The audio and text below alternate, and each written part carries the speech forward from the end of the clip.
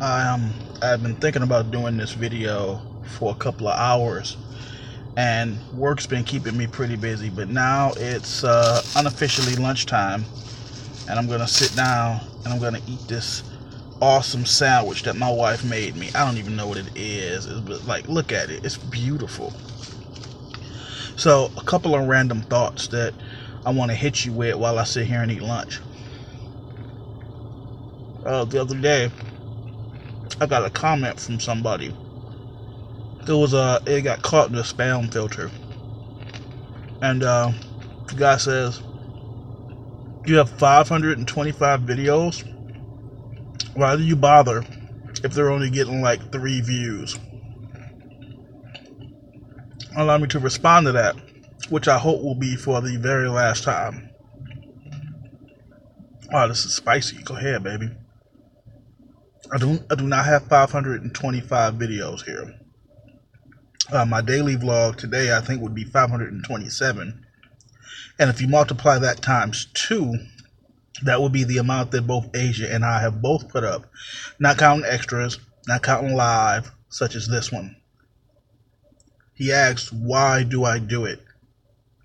See, again, I'm not here for subscribers or a fuck ton of views or anything. I'm here, this is an introspective for me. I enjoy being able to go back to, say, March 2016 and see what I was talking about, to see how I had made it through life. I think this whole thing originally started because my wife comments all the time. When we first moved into our apartment in 2013, we had no money. And I don't understand how from February of 2013 until November of 2013, which is when I got my first job at Target, how we survived that.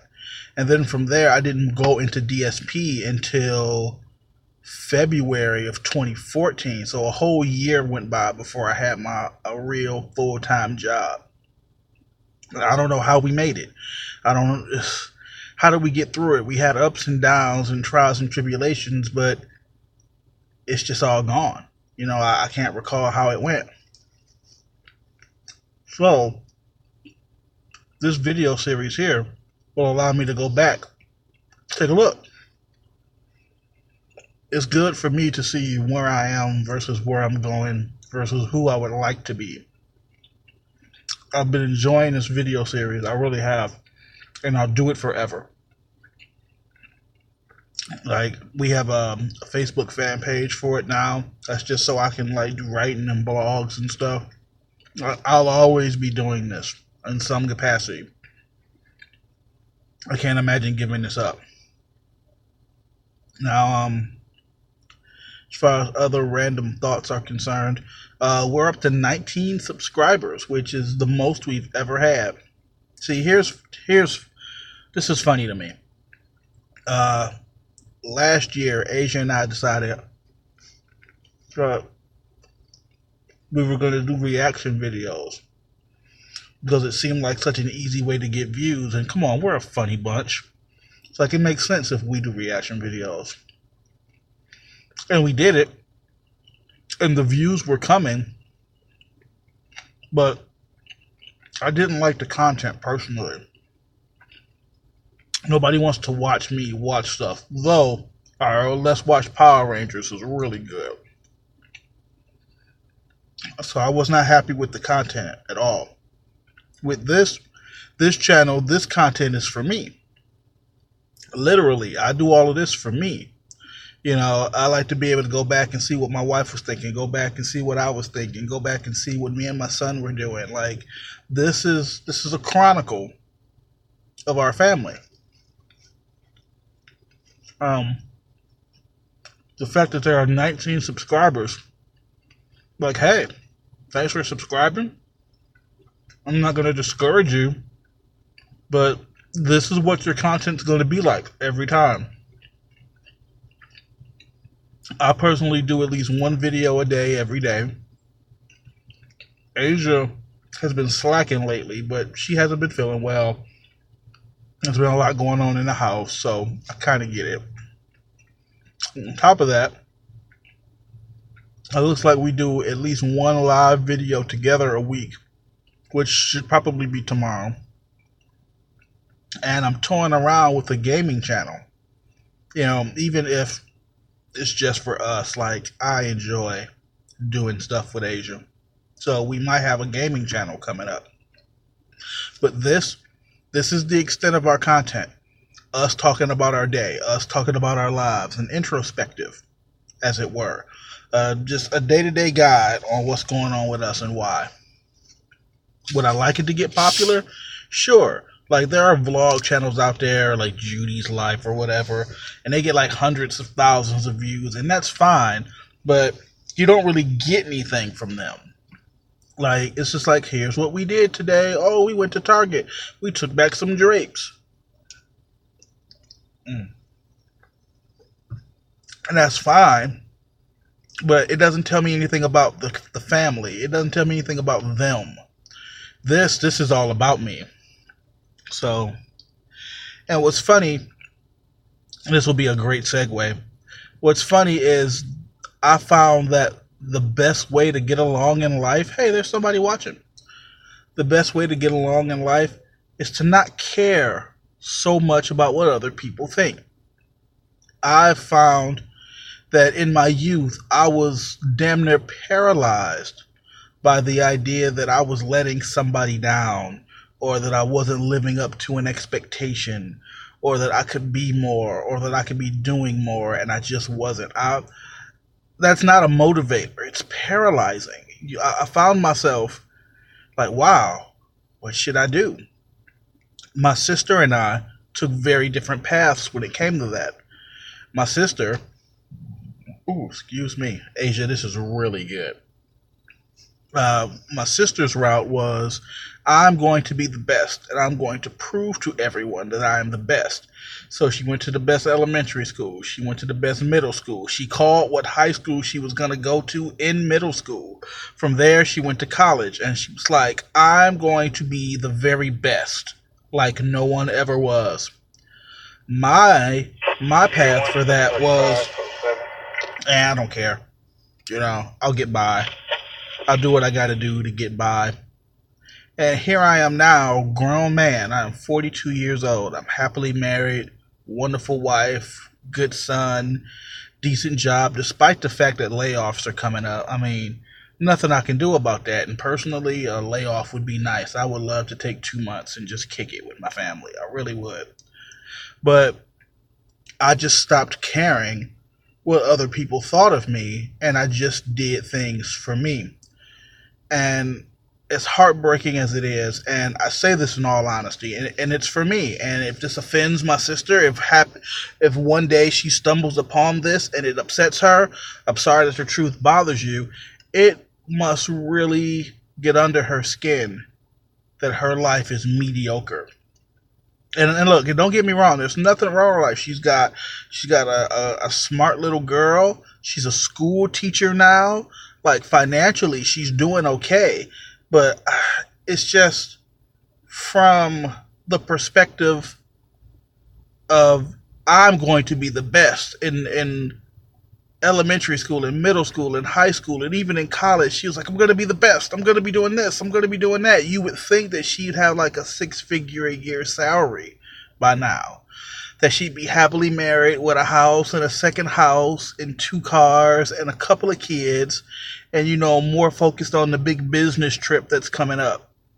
But her concerns are Zumba classes and making sure that her daughter gets to whatever extracurricular activity that she may or may not be wanting to do.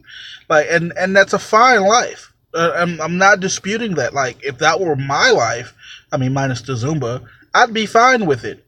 But for somebody who had been told all their lives that they were the best and had been telling themselves that they were the best, it seems like you kind of settled.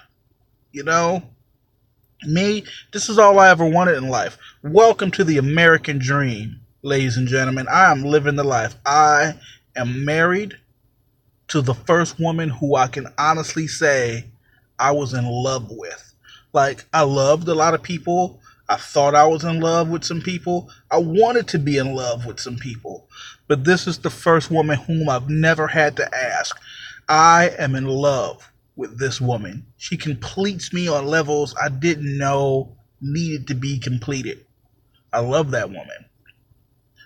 I can honestly say I love her with everything that I am, and she loves me back. That's the key. That's what makes this important, because you can love somebody all you want, but if they just not feeling you like that, it's not the same thing. So for me to say that I love my wife with everything I am and she feels the same way is an accomplishment. That's a big deal. My son, I have carried him until he can carry himself. He's a good boy. Mm. He's a smart boy. I have a job where I can interact with people. I'm in a position of power, so I can work as much or as little as I feel I need to. Or I could get out, walk around, greet people if I wanted to.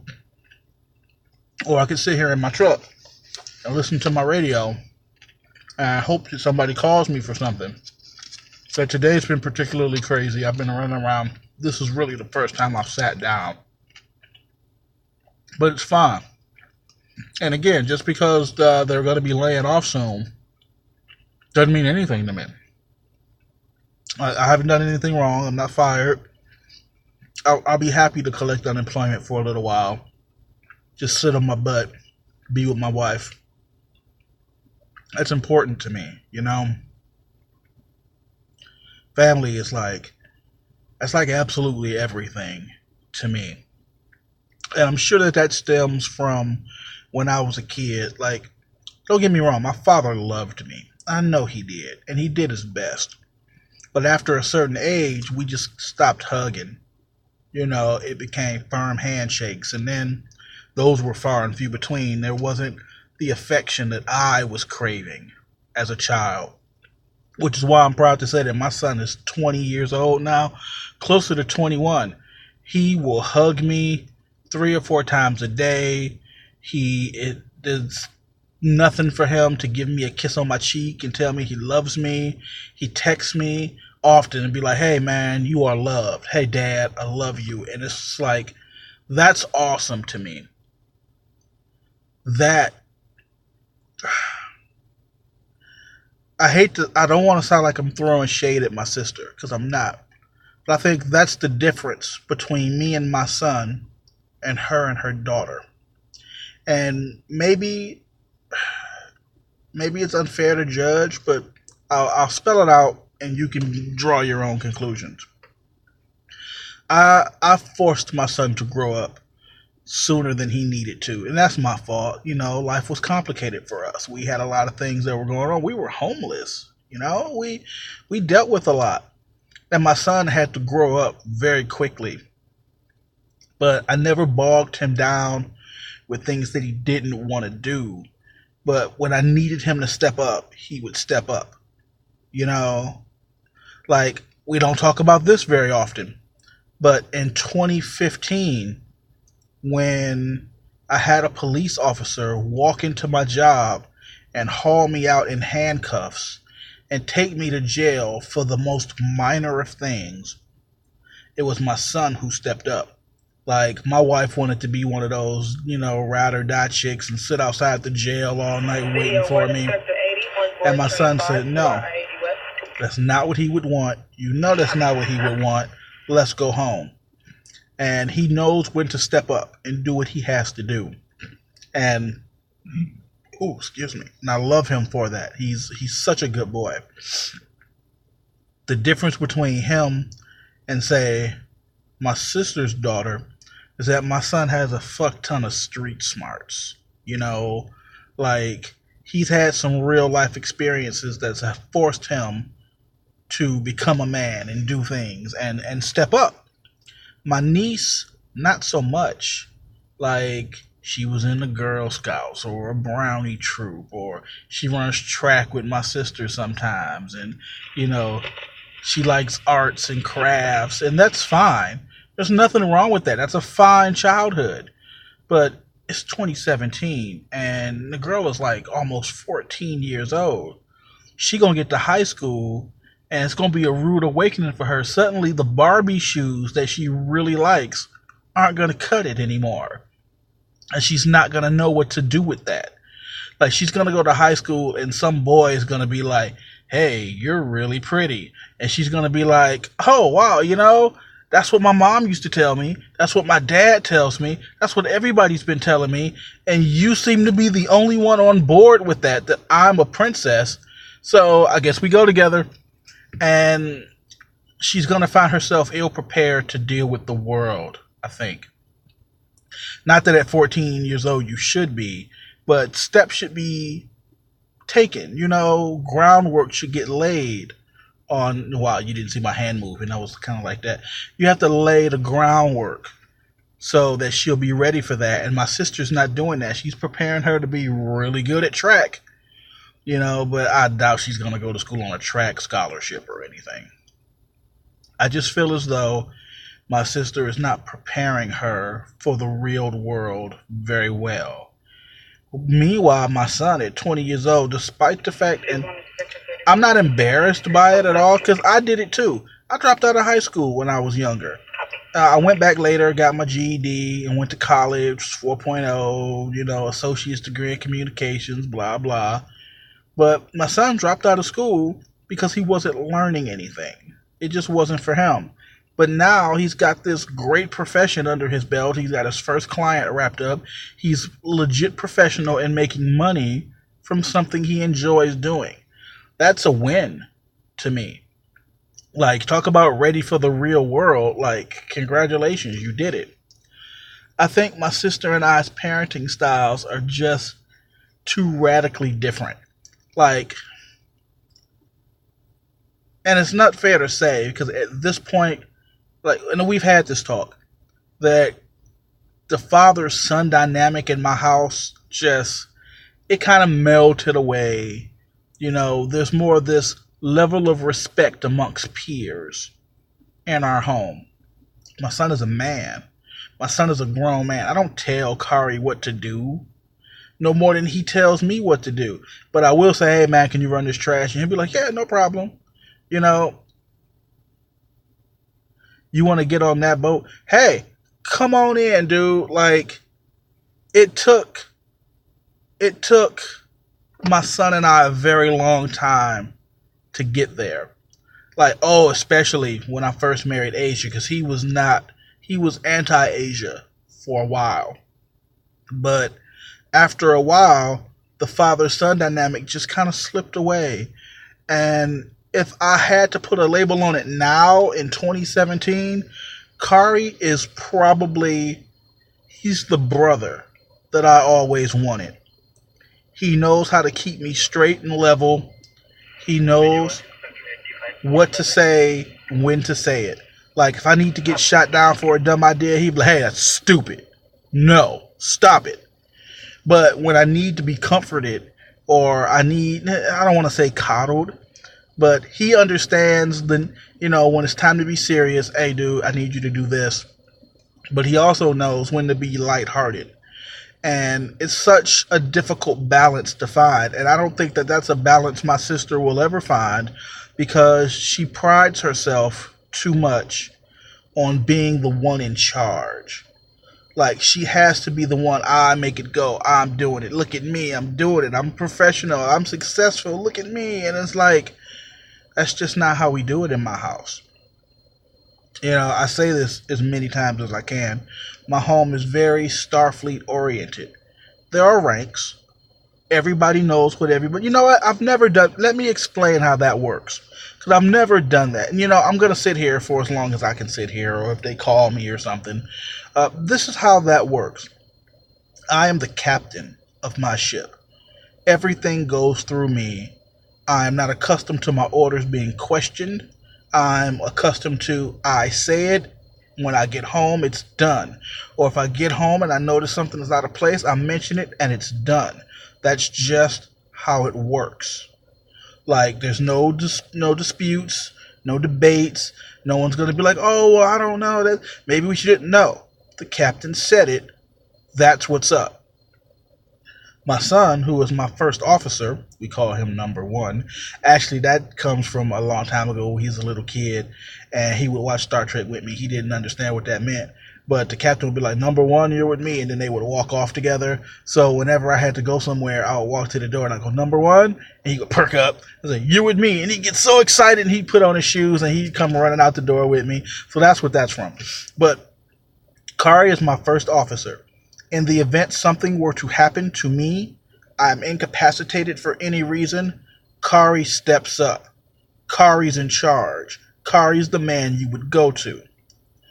So, not that he necessarily has to give orders, but in my absence, I trust him enough to know the things that I would want to make sure that our household runs smoothly.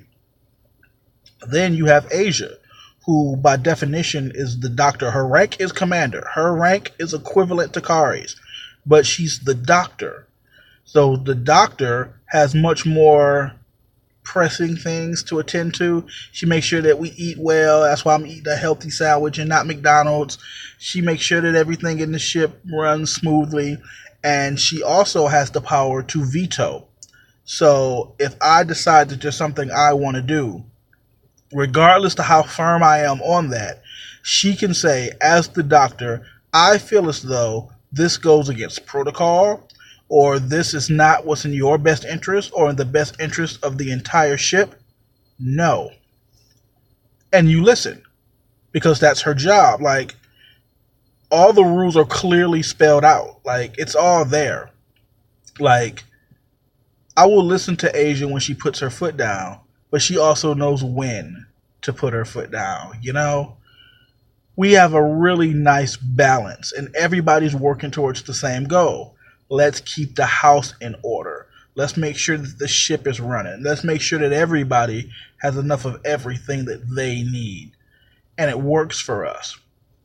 In my sister's home, though, while I can't speak to it, like my sister's been in Illinois now. She left 2 years before so she's been out there for 11 years. I want to say in the same house for 10 years.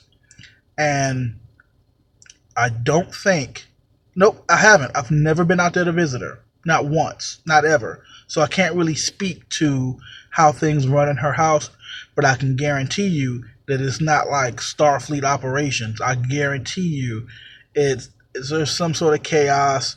Or, you know, her boyfriend, her live-in boyfriend of the last 15 years, like, should have get off the pot, dude. If you're not going to marry her, just go. Like, anyway, I can guarantee you that he wants to be in charge, and Trina's much too control freakish to let him be in charge. So I'm sure they bump heads a lot. Like, that's just not a thing in my house. Like, we don't do that. So, this is why I believe so firmly in Starfleet. It has very little to do with the TV show. It's more, this is something that my father and I did together. It's something my son and I do together. It's something that me and my future kids will do together. It's something that Asia and I have done. And she enjoys Star Trek for what it is. And we've all adopted this philosophy. And it just works. You know, for me, it's a way to honor my father, but at the same time have an identity of self. I've referred to my father as the Admiral. Whenever we talk about him, we always say the Admiral. Like, it's just a level of respect. Respect not for the position or the title. It's just there's something that needs to get done in our house. Who's gonna do it? Like, I could lose my job today. Like, right now, they could call me. Thank you, honey. Yes, it is. It's like, he just wanted order. You know, he wanted order in our home, and I was too immature, and my sister was too competitive to let that happen.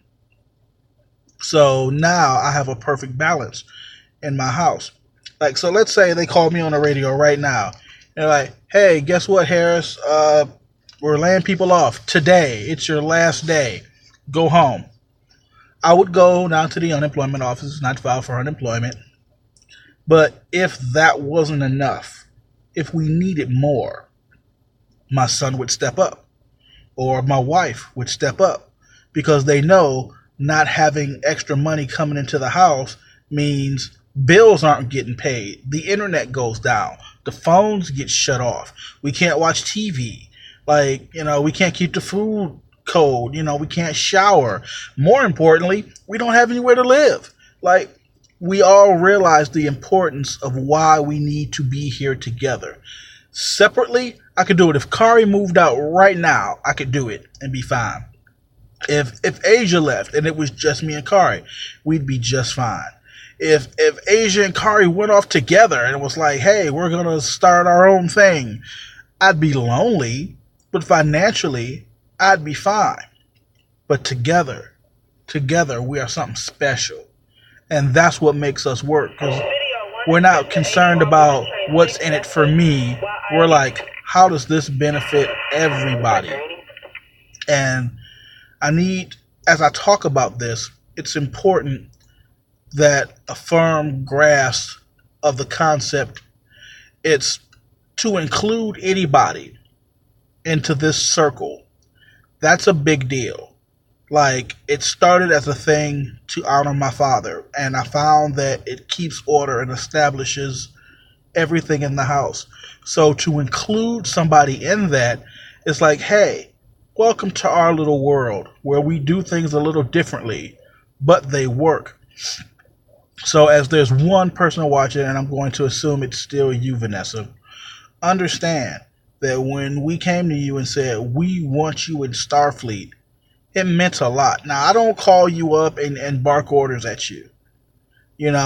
Technically, I could. That's kind of what we agreed to. But what would that get me?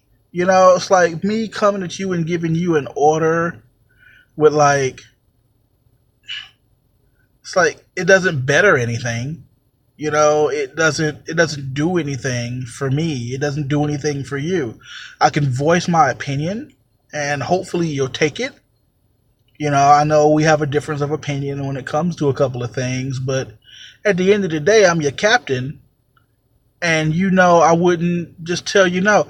I don't think it's because you're far away. And that's not fair to say. You're not far away. It's like we're the same distance from each other. So it's not like, we were in one spot and then one of us left. You've just always been in different places.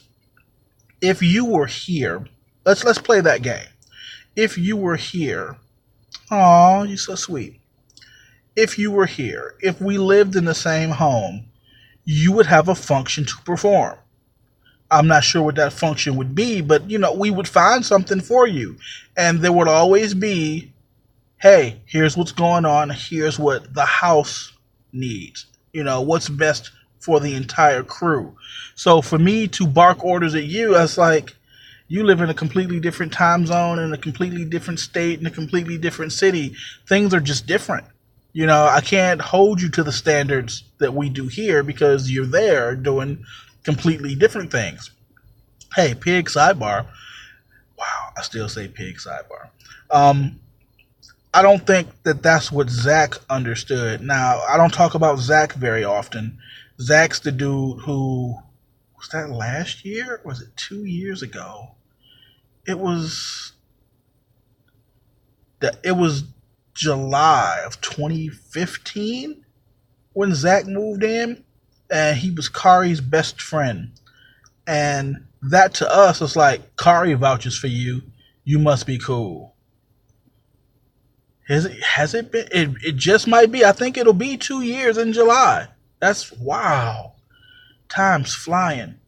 Zach didn't get that. Like, we put him in Starfleet based only on the merits that he was Kari's best friend and you live here, and this is how we do it. I want to say we gave him the rank of lieutenant and was like, okay, here's what needs to get done. I was collecting unemployment. I was still bringing in more money than anybody else was bringing in. But everybody had to step up. Why everybody? Because it seemed fair. You know, so Asia and Kari and Zach went out and found work. Rather, I found Zach a job. And he seemed really bent out of shape. Like every 2 weeks, everybody gave me $175. It's nothing. That's chump change. That's $350 a month. But that was enough combined with the money that I had to take care of all the rent and all the bills. But Zach wanted to have his money for him. Zach would, he would come across a few bucks and he'd be like, well, guess this is for me. I guess I don't have to do. It's like, no, that's not how it works. I mean, I'm glad you have more. I'm glad, but if there's something that the house needs, if there's something that everybody needs, everybody should stop what they're doing and help out. And that's just always been the way it's been. And Vanessa, you know, how many times have I sent you a message and I'm like, dang, we hungry, and $25 just appear in my email so I can get food. Like, that's what family does. That's what crew does. We look out. I don't think Zach fully understood that. I didn't mean to go off on a whole tangent about Zach. Good riddance, though. Like, that guy, he didn't know how good he had it. Oh, wow. Yeah, man, that's love. That's family. Like, honestly, that's all we do. When I say, oh, we're a Starfleet home, that's all I'm talking about. Everybody does what they have to do so that everybody has what they need. So, there's that.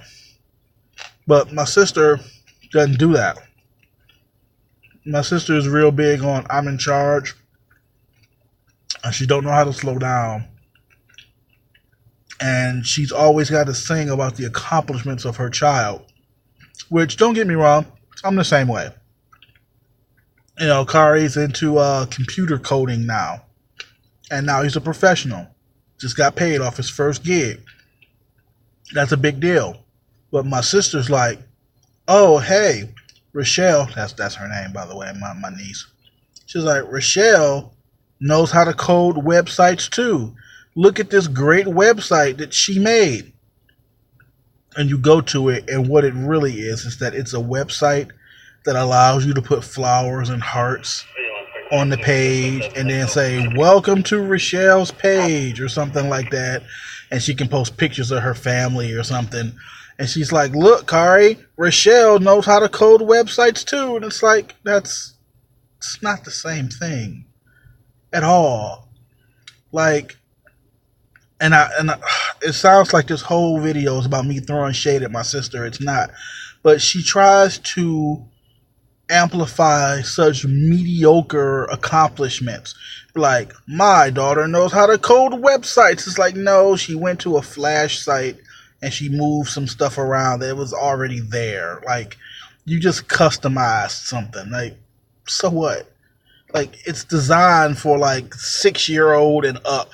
It's not the same thing. You know, I recently mentioned to my sister that I was working on this passion project for me, and it's a big deal. I'm going to sit down and I'm going to do some work on it tonight. I'm really, truly, like, for the first time in a long time, I'm just taking joy in writing. And I mentioned it to her, and she's like, oh, well, maybe you can get it published like Rochelle did with her little book a couple of years ago. First of all, Rochelle wrote a story for school that was like 6 pages long. And in order for it to get published, a certain amount of people had to pay for it. And it wasn't published. It's just they would print it out and mail it out. That's not published. And even if it were, you are talking to someone who has 5 published novels under his belt. I have made money off my writing. I have done book signings. I've had people recognize me and say, hey, I read your book.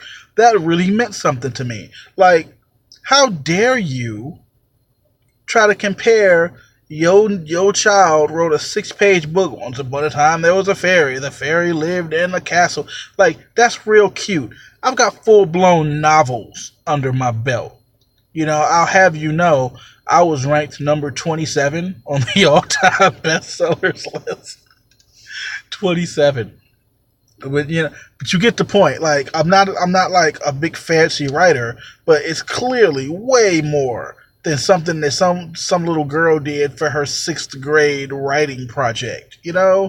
But I'm not going around telling everybody how I published all of these books and trying to toot my own horn. But my sister has this need to glorify the mediocre so that her life sounds better. And like I'm not into that competition. I'm just not. Like, my wife and I are very competitive. My son and I are very competitive. But that's just a friendly thing between us, and we don't let it get in the way of like duty. You know, I don't. That's not a game I want to play anymore. Like, she wants to call and make sure that everything's going well for her trip when she comes out here, and it's just I'm not playing that game with you. It's not a competition, because if it were a competition, I've won. Like, I'm married.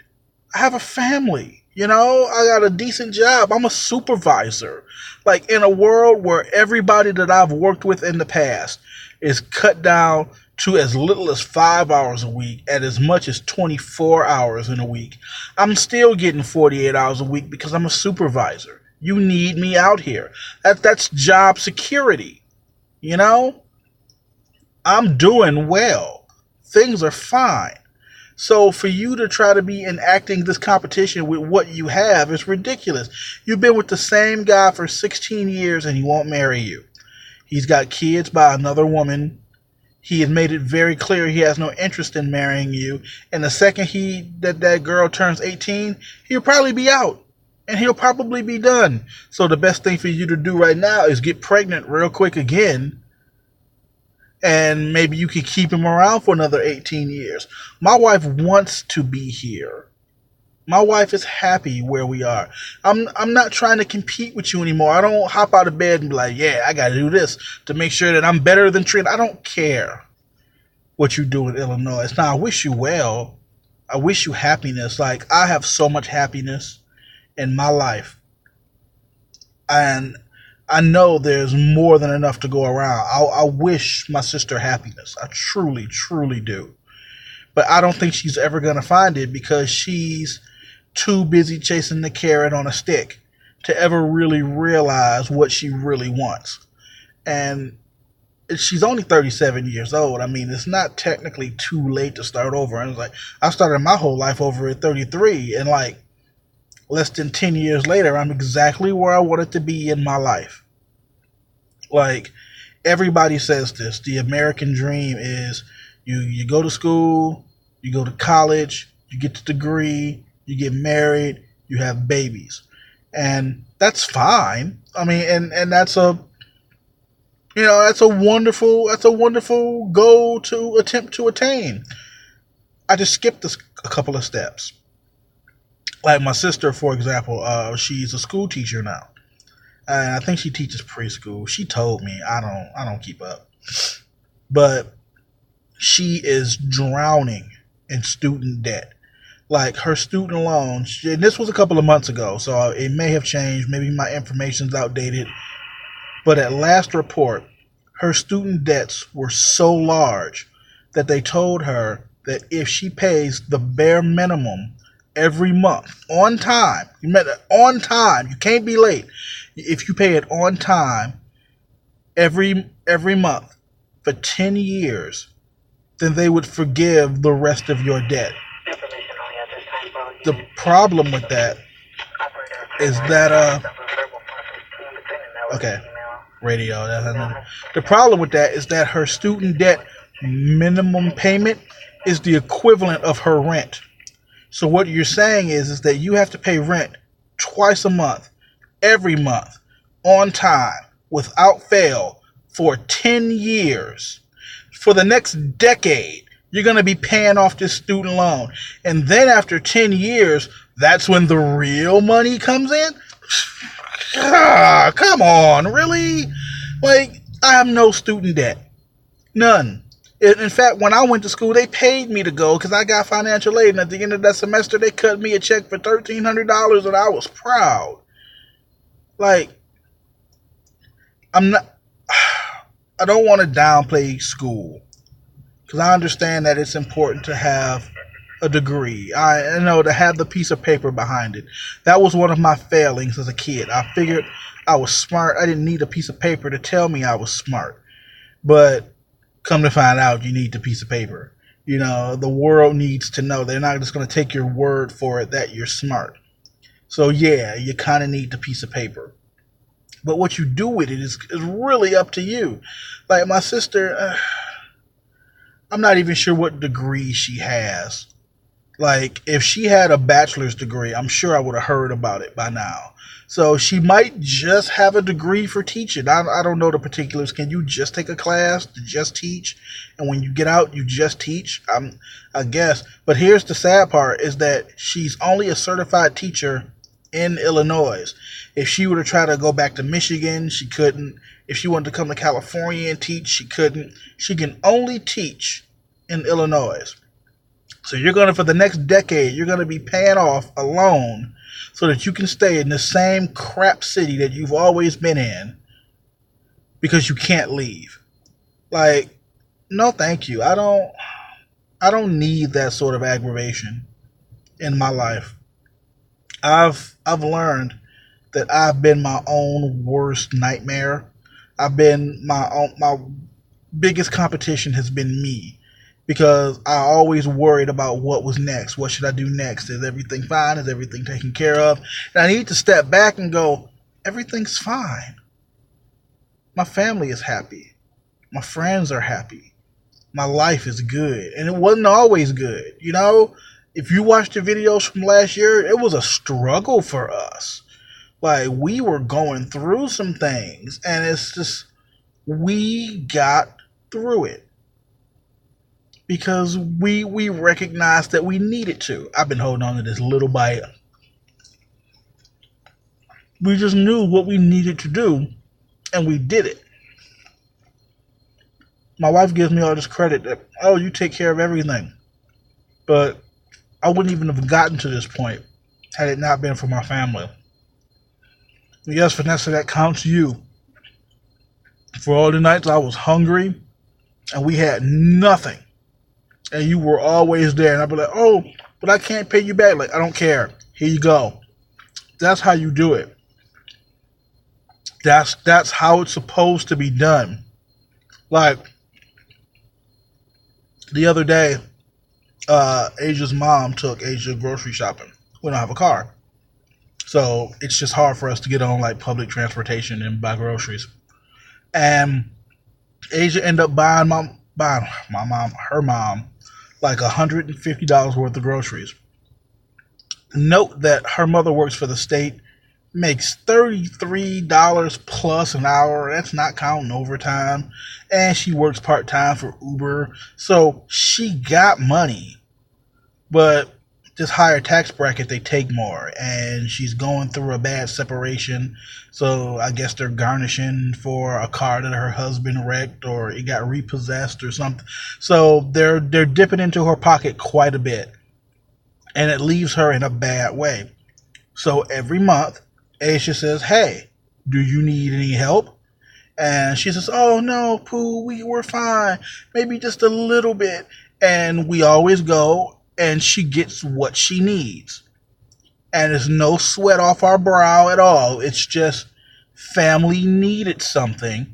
Here you go. As it should be. And what's sad is I feel that way about her mother. Absolutely. Vanessa, I feel that way about you. Absolutely. You could tell me you needed something and my rent was due. And I would call my landlord and let them know the rent would be late because I needed to help my sister out. But my biological sister, not so much. She doesn't fall into that category for me because it's not the sort of thing I feel like she would reciprocate. And it's like, I don't, and I'm not saying do it for the sake of, oh, if I do it, I know you'll pay me back. But there's only so many times you can give and give and give. And then one day I call you up and say, hey, I'm in a bad way. I need you. I'm not looking for excuses. You know, I don't want to hear your sob story. Like every time you have come to me, I have stopped what I was doing and I've helped you.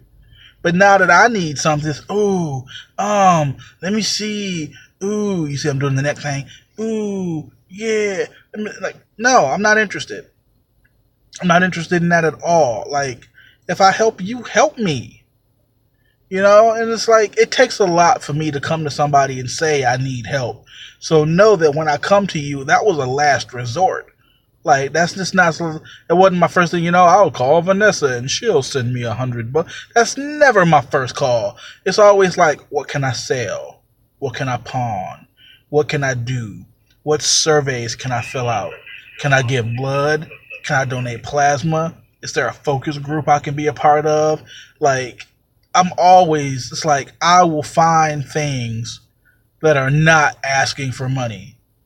But if it comes down to it and I'm asking for money, it's for a purpose. It's for a reason. And I like to foster an environment where if you need me, call. And likewise, if I need you, I'll call. And that's the way it should be, But I don't get that from a lot of people. And for the people, I won't. A couple of months ago, it was around tax time. And I have a very, very dear friend who called me up and said, we are in a bad way. I need $1,000. I was like, okay. And I just got my tax money back, and I Western Union $1,000. And she said, oh, thank you so much. I'll pay you back. And I was like, don't worry about it. Don't worry about it. One day I'll need you. One day the time will come and something's going to be up and I'm going to need you. And ultimately, she ended up paying me back like $600 or $700 of it. And once a blue moon, I'll get a call not a call, not really a call, a text. And she'll say, hey, do you need this money? I go, nope. Nope, not at all. You hold on to that because you never know when I will need it. And I'd rather know it's in your hands than for you to give it to me now and I spend it on something stupid when I know I don't need it. Because that's what family does, Wow, I didn't mean to go on for almost an hour, but I have. Guess I'm going to wrap this up. Speaking of wrapping up, Asia made me another sandwich. If I can find it. Ah, look at this. Isn't it pretty? Like, look at that. Like, the secret ingredient is love.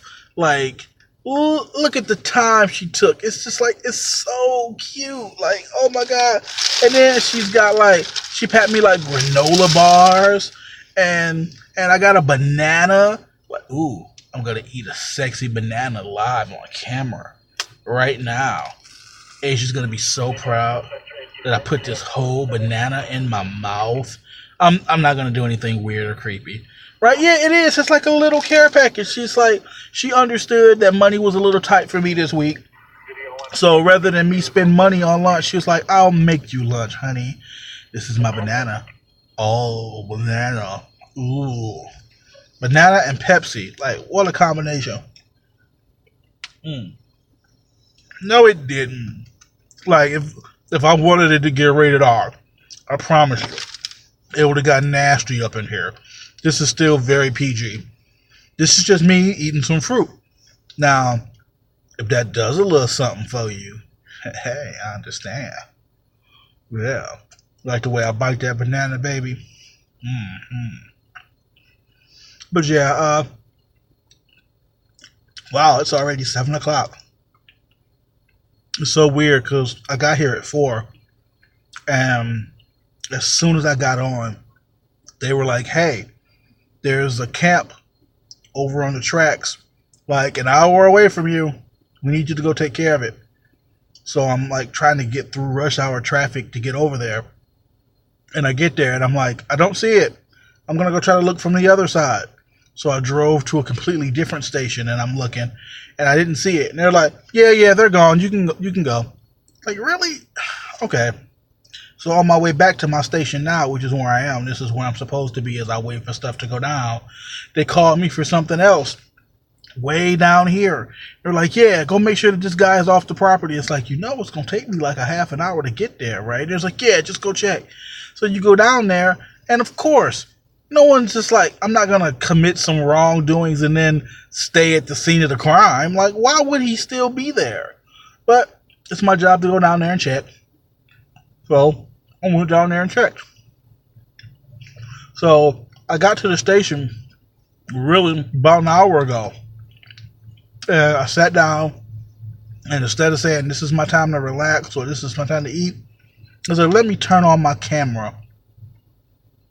Because I just had random thoughts that I wanted to share. Before I go, a couple of random plugs. If it's not already there, it will be there after I edit.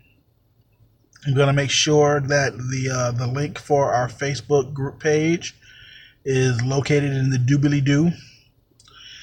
If you go right now, there is a scene from my passion project that I'm working on. Like, the only people that I share it with are Asia and Kari. But I put a scene out there just so other people can kind of get a feel for what I'm doing, if you so desire to do so. We haven't gotten to the point yet where there'll be videos just on that page. Well, I'm sure we'll get there. I'm sure at some point I'll get there to the point that I'm doing little quickies or whatnot. Kind of like the extras. I do not like this. This is an extra. I didn't intend for it to go so long, but this is clearly an extra. Banana all gone. Oh, it's like floppy. It's floppy.